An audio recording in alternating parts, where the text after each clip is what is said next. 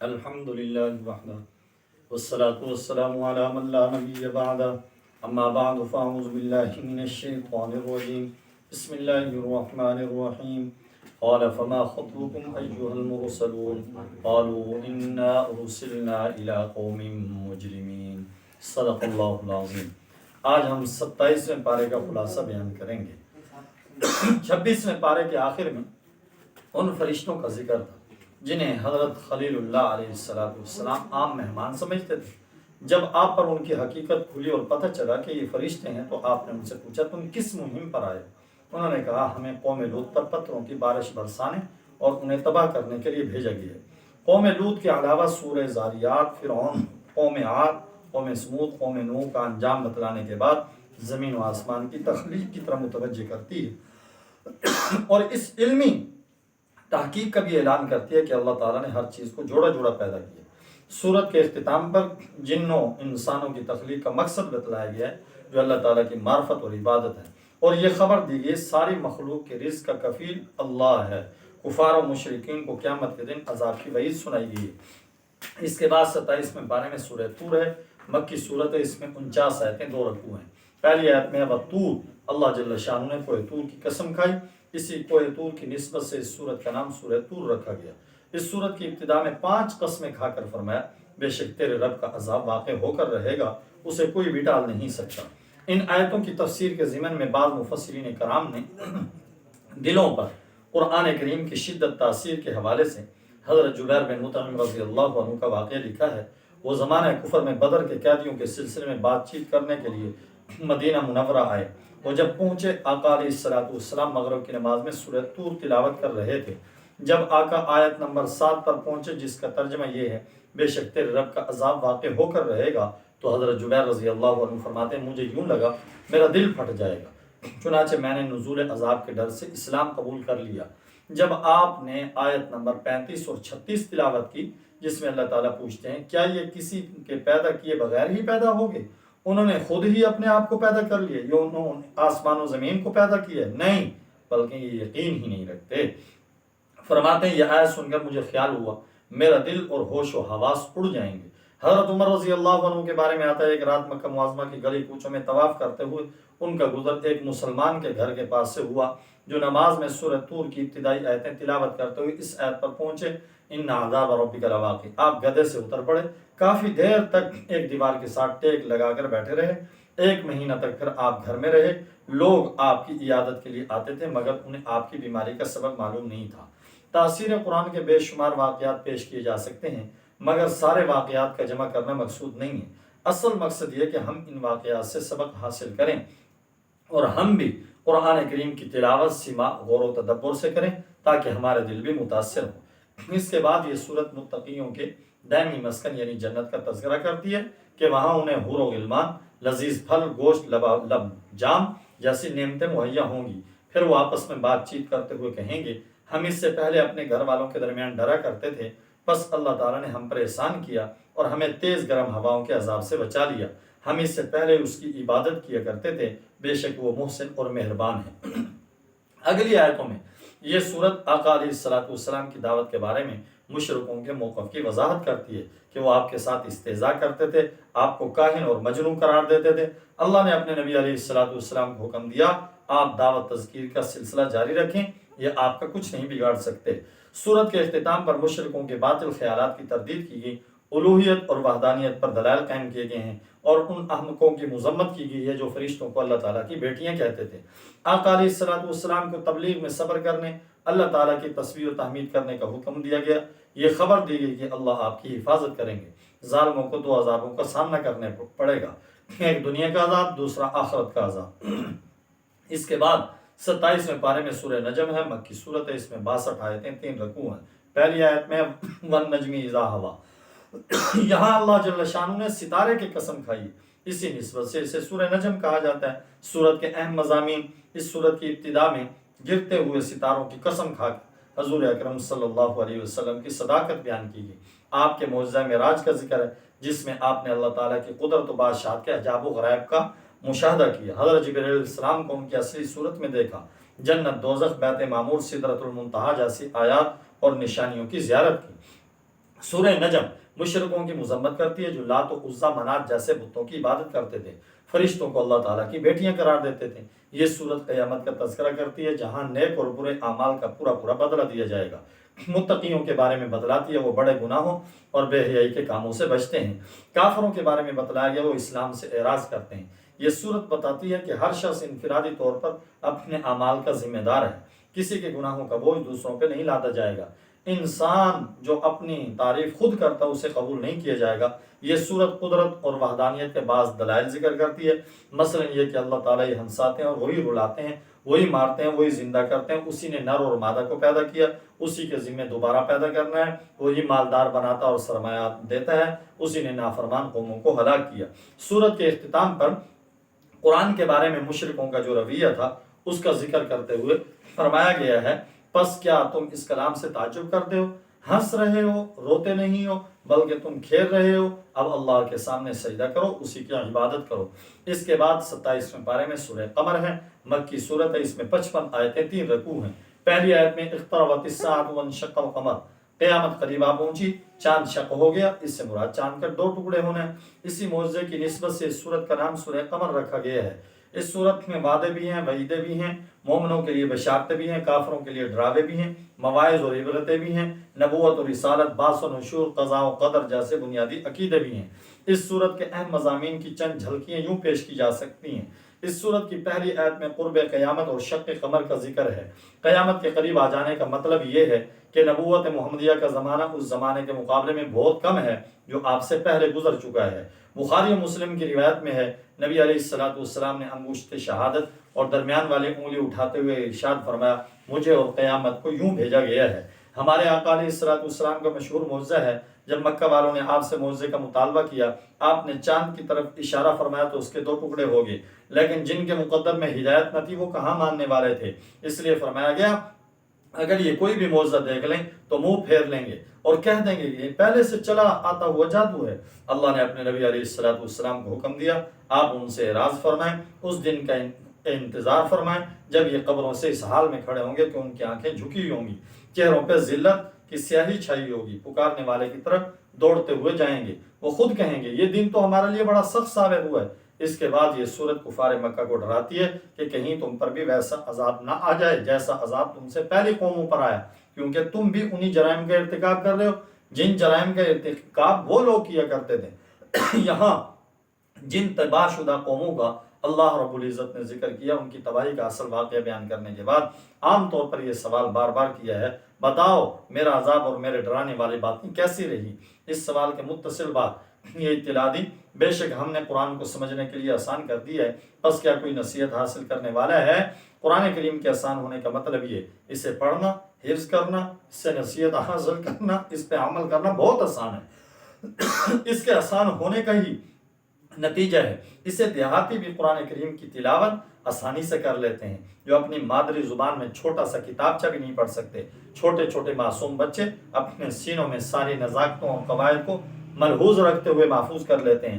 جب صاف دل والے اسے پڑھتے اور سنتے ہیں، ان کی آنکھوں سے آنسو چھلک پڑتے ہیں، دلوں میں عمل کا جذبہ بیدار ہو جاتا ہے۔ اس کے آسان ہونے کا یہ مطلب ہرگز نہیں کہ کس و نہ کس اس کا مطالعہ کرنے کے بعد اس کی آیات سے مسائل نکالنے لگے، مجتہدین بن بیٹھے۔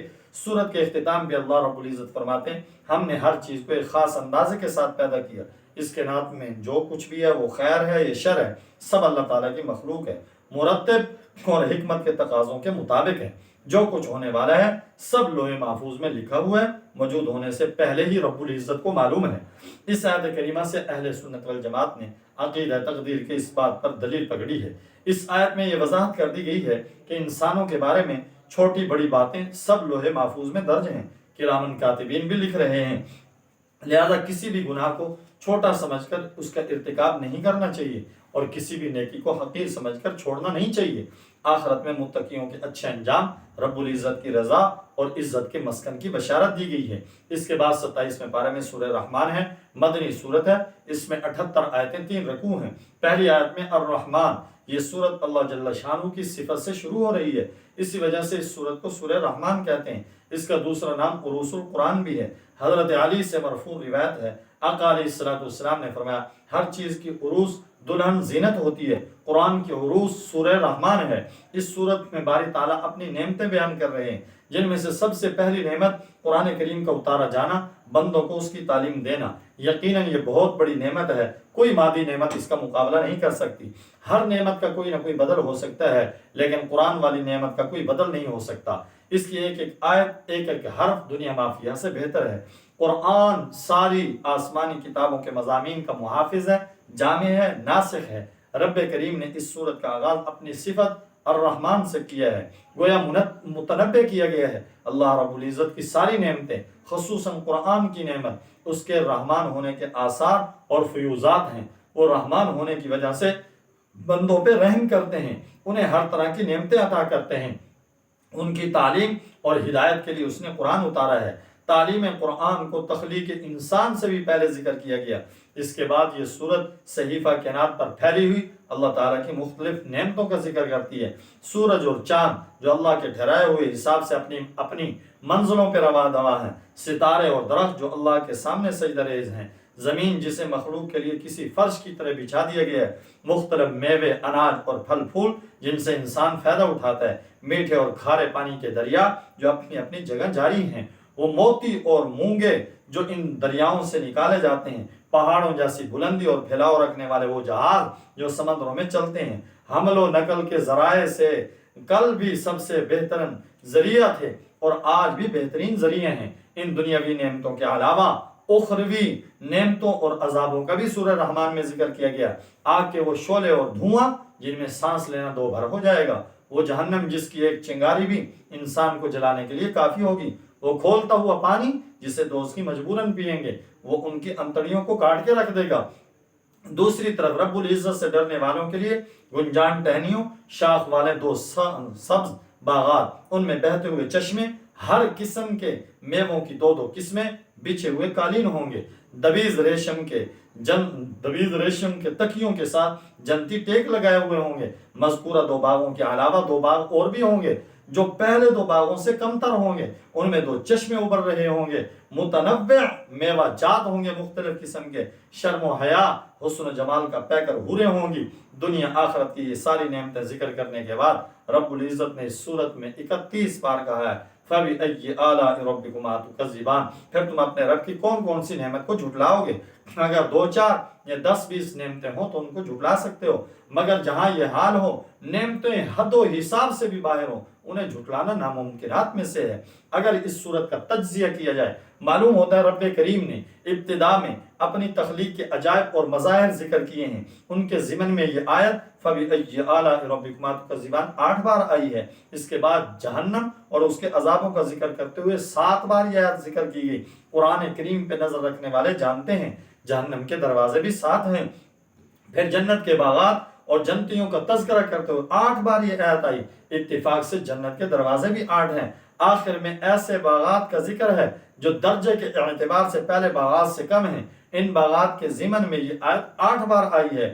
جو شخص پہلے 8 پر اعتقاد رکھے گا، عقیدہ رکھے گا، ان کے تقاضوں پہ عمل کرے گا، اسے باری تعالیٰ جہنم کے سارے دروازوں سے بچا لے گا اور دونوں قسم کی جنتوں کا حقدار بنا دے گا۔ کچھ فہموں نے اعتراض اٹھایا ہے جہنم اور جہنم کے عذاب کون سی نعمت ہیں کہ ان کا ذکر کرتے ہوئے بار بار سوال کیا گیا، بتاؤ اپنے پروردگار کی تم کون کون سی نعمت کو جھٹلاؤ گے؟ اس کا جواب 2 طرح سے دیا گیا ہے۔ پہلا یہ کہ ظالموں، سرکشوں، نافرمانوں کو عذاب دینا رب العزت کی عدل کا تقاضا مظلوموں کے حق میں رحمت اور نعمت ہے۔ دوسرا یہ کہ کفر و شرک اور فسق و فجور کا انجام ظہور سے پہلے ہی بندوں کو بتا دینا کریم رحیم ذات کا بہت بڑا احسان ہے۔ کیا یہ امر باعث تعجب نہیں؟ دنیا کے کسی خطرے اور مصیبت کی پیش کی اطلاع دینے والے کو تو ہم محسن سمجھیں، لیکن اس مالک کو محسن نہ سمجھیں جس نے ہمیں آخرت کے خطرات کے بارے میں دنیا میں ہی مطلع کر دیا، جبکہ دنیا کی زندگی آخرت کی زندگی کے مقابلے میں، دنیا کے خطرات آخرت کے خطرات کے مقابلے میں کچھ بھی حیثیت نہیں رکھتے۔ سورت کے آخر میں فرمایا گیا تیرے پروردگار کا نام ببرکت ہے جو عزت و جلال والا ہے۔ اہل علم کہتے ہیں اس نام سے مراد وہی نام ہے جس سے سورت کا آغاز ہوا، گویا آخر میں دوبارہ اسی طرف اشارہ کر دیا گیا۔ زمین و آسمان کی تخلیق ہو، یہ جنت دوزخ کا وجود ہو، اس سورت میں جو کچھ بھی بیان ہوا یہ سب اس رحمان کی رحمت کا نتیجہ ہے۔ اس کے بعد 27ویں پارے میں سورہ واقعہ ہے، مکی صورت ہے جس میں 96 آیتیں 3 رکوع ہیں۔ پہلی آیت میں اذا وقعت الواقعہ، جب واقع ہونے والی واقع ہو جائے گی یعنی قیامت، اسی واقعے کی نسبت سے اس سورت کو سورہ واقعہ کہا جاتا ہے۔ حضرت عبداللہ بن مسعود رضی اللہ عنہ سے روایت ہے جو شخص ہر رات سورہ واقعہ پڑھے گا اسے کبھی بھی فاقہ کا سامنا نہیں کرنا پڑے گا۔ جب قیامت قائم ہوگی، زمین میں زلزلہ برپا ہوگا، پہاڑ ریزہ ریزہ ہو جائیں گے، انسان 3 گروہوں میں تقسیم ہو جائیں گے، اصحاب الیمین جو جنتی ہوں گے، اصحاب الشمال دوزخ میں جانے والے، سابقون خواص مومن جو نیکی کے کاموں میں دوسروں سے سبقت لے جاتے تھے۔ انسان کو 3 گروہوں میں تقسیم کرنے کے بعد تفصیل کے ساتھ ان میں سے ہر ایک کی جزا بھی ذکر کی گئی۔ اس کے بعد یہ سورت رب العزت کے وجود، وحدانیت اور کمال قدرت پر دلائل قائم کرتی ہے، بعثت اور حساب کو ثابت کرتی ہے۔ وہ اللہ جو پانی کے قطرے سے انسان بنا سکتا ہے، مٹی میں ڈالے جانے والے بیج کو پودا اور درخت بنا سکتا ہے، بادلوں سے پانی برسا سکتا ہے، درخت سے آگ پیدا کر سکتا ہے، وہ مردہ انسان کو بھی دوبارہ زندہ کر سکتا ہے۔ اپنی قدرت کے بیان کے بعد باری تعالیٰ نے اپنے کلام کی عظمت بیان کی۔ عظمت قرآن کے بیان کے لیے رب العزت نے ستاروں کے گرنے کی قسم کھائی۔ اسی قسم کے بارے میں رب العزت فرماتے ہیں اگر تمہیں علم ہو تو یہ بہت بڑی قسم ہے، بے شک یہ قسم کھا کے فرمایا بے شک یہ قرآن بہت بڑی عزت والا ہے جو ایک محفوظ کتاب میں درج ہے جسے صرف پاک لوگ ہی چھو سکتے ہیں، یہ پروردگار عالم کی طرف سے اترا ہوا ہے۔ رب العزت نے ستاروں کی قسم کو عظیم قرار دیا۔